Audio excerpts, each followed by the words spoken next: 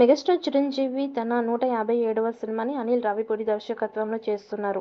ఇప్పటికే కథ మొత్తం పూర్తి అయింది. ఈ నేపథ్యంలో చిరంజీవి సినిమా స్క్రిప్ట్‌కి పూజలు నిర్వహించారు అనిల్ రావిపూడి.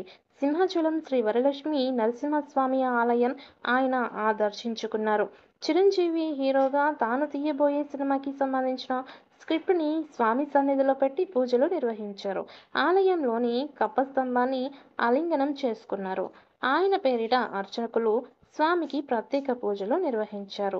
మెగాస్టార్ చిరంజీవి సినిమాలో 2026 సంక్రాంతికి మళ్ళీ ప్రేక్షకుల ముందుకు వస్తున్నాం అని దర్శకుడు అనిల్ రావిపూడి తెలిపారు. ఈ సినిమాకి సంక్రాంతి అల్లుడు అనే టైటిల్ పెట్టాలని చూస్తున్నారట.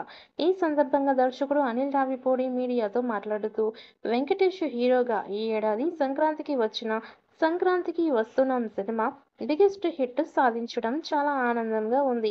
ఇక చిరంజీవి గారితో చేస్తున్న సినిమాకి సంబంధించిన కథని సిద్ధం చేసేందుకు వైజాగ్ రావడం జరిగింది. వైజాగ్‌ని సెంటిమెంట్‌గా భావిస్తాను.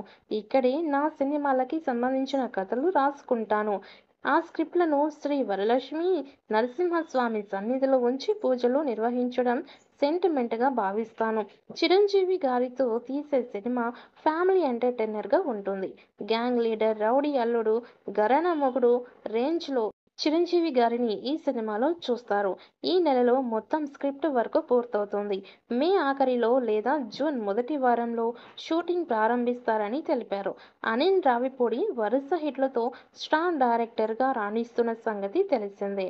అదే జోష్‌లో మెగాస్టార్ ఈ మెస్‌కి తగిన వింటేజ్ స్టోరీని చిరంజీవికి చెప్పినట్లు తెలుస్తోంది. ఈ మూవీపై మీ అభిప్రాయాన్ని కామెంట్ బుక్‌లో తెలియచేయండి.